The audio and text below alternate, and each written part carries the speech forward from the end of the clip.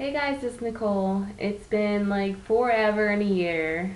Um, I hope this isn't too bad with the glare back here. It's the best I can do. If I close that, then you just see blackness here and you can't see my face. So, I wanted to give you guys an update because I've been meaning to do this for like, I don't know, a gazillion years. And I have to use my husband's computer, so I never think about it. And then when I do think about it, it's like totally not appropriate or not at the right time or not appropriate. I mean, not at the right time to do it. So, what has been going on with me lately? I have been going insane, is what it is. School has been driving me nuts. Um, I was enrolled in summer school all throughout the whole entire summer. It was human anatomy and physiology lab and lecture for both summer 1 and summer 2, and they are 6 weeks each, so think about 16 weeks being squeezed into 6. Pretty freaking insane. I will never, ever, ever do a class like that again. Currently, I am enrolled in fall semester with physics, chemistry, cultural anthropology, and medical terminology. And the class that has given me the most grief this semester is physics. Oh my god. I hate that class. I don't understand why it's even, I mean, I know why it's necessary, but I don't know why I necessarily need to take it. I'm not going to be a physicist. I know this already. But whatever. I am praying and hoping that I survive. So, on weight loss surgery news, last time I spoke with you, I was having issues with staying at a good weight. I kept dropping lower than where I wanted to be. I think I have now found that fine balance. I have been sticking anywhere between 120 to 125. That is my range. Still wearing the same size clothes, which ranges anywhere from a 0 to 3. Energy wise, I'm doing good. I always drink my protein shakes in the morning for breakfast. One thing though that I do want to talk about, and for people that are a year out or more, even up to 37 months or about to be at this point, and you are a Roux-en-Y patient, I cannot speak for any of the other surgeries. Forewarning, okay, look up hyperinsulinic hypoglycemia. So what that refers to is that our pancreases produce the same amount of insulin that we would need when we were heavier. Even though we have shrunk in our weight and our size, our pancreas does not. It grows with us and it stays at that same size that it was. So it still produces the same amount of insulin, but yet our blood sugar drops, okay? At least to what I'm explaining with the hyperinsulinemia, hypoglycemia. So, why am I telling you this? This past Sunday, I had the world's scariest experience that I never want to experience ever again in my life. Didn't do anything unusual. I had, been studying all day, had breakfast, had a couple snacks or whatever. I'm so sorry.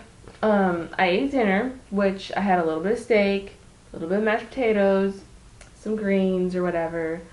I had made dessert, had a little portion of a cookie, like if the cookie's this big, I had half of it, which I don't really have issues with dumping unless I have highly fattening food and highly sugar food together, or fattening food and alcohol or sugar and alcohol. That's when I dump. I don't dump on the simple stuff.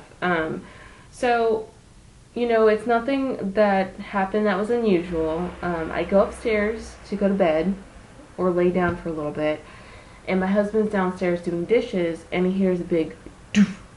He runs upstairs, and I'm like on the floor, face down like that. He picks me up, and I'm completely not responsive. He puts me on the bed, and he's like yelling at me, like, "Nikki, what's wrong? What's wrong? What's wrong?" And I cannot. I'm just not responsive. Like my back. Okay, let's see if I can do a side view. My back is like this, but my mouth is stuck like this. It's like that, okay? It looks really weird. The scariest part about this is that when this was happening and he was talking to me, asking me what's wrong, are you okay, I understood every single word he said. I could hear it. I understood what he was saying. I was looking at him, but I could not talk. I could not respond. He finally called 911, and whenever they got to our house, I finally came to and I was able to start to communicate. But it looked like as if I had stepped into the shower and stepped out. My clothes were soaking wet. When they did my sugar, it was 51. And then they had me drink some orange juice and it went up to 55. But in order for me to have that type of reaction, just think about how low my sugar had to have been in order for that to happen. Because our brains and our nerves run on glucose. And so that's the only thing that, our brain can function on. Our nerves have synapses with, they fire off with glucose. That's their energy. If they don't have that to run on, they start to shut down. And that's pretty much exactly what happened to me. So, needless to say, I had no idea what was different that day, what I had done differently, because it wasn't anything different, in order to have that to happen, but it did.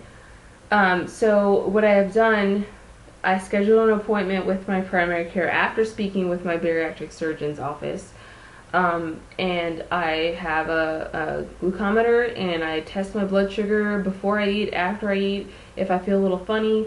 Like, the thing that's even more frustrating is that I must have been going through this for months, because I would take a test at school and I'm like, I know this, I'm missing simple things. Why am I getting so confused about really simple concepts that I know? And part of being hypoglycemic is that you feel like fuzzy and like dizzy, and then you're confused, you can't focus, you can't concentrate or have like that, I can't think of the word I want to say, but anyway, you don't quite fully grasp what's going on, even though you know it's something that is logical and you know that you know this, but it's not clicking over here. That's pretty much the way I can explain it. So at the beginning of my semester, I'm sitting there thinking, okay, my physics class is trigonometry based. I've had trig, I've aced it. Why am I not understanding this? There's my answer. Because of the time of day when my physics class is, it's 1:30. I get to school at 9. I have a protein drink. I may snack on something really, really light, small, like part of an apple or some peanuts or something, and keep working throughout my break, because by the time I get home, my son comes home, I don't have time to study, so I'm trying to knock it out while I'm at school. Get to her class, hadn't eaten, whatever, whatnot, and so I'm not able to grasp all the simple concepts that are going on that make the big picture. So that might explain why I feel so lost in physics, but I just thought I'd let you guys know about that in case anybody's experiencing something similar, maybe not to the extremity of what happened to me on Sunday, but if you're feeling funny, have your doctor do your blood sugar, especially if you're a Roux-en-Y and you've been out from surgery anywhere from a year to 37 months or even more. Have it checked, because this is becoming more and more common with the research that I found among gastric bypass patients that are Roux-en-Y. So I'm not sure about any of the other surgeries. I'm sure there's information out there. I just didn't really focus on it because that wasn't my goal or my objective. But I just thought I'd come on here and let you guys know a little update. Hopefully I can get on here sooner than what I have. And hope everybody's doing good and making great choices. If anybody has any questions or comments, or if they experienced anything similar or whatever, please, please, please feel free to comment, and I will get back to you. I will let you know what I think. So hopefully everybody's doing good, and I will talk to you soon. Bye.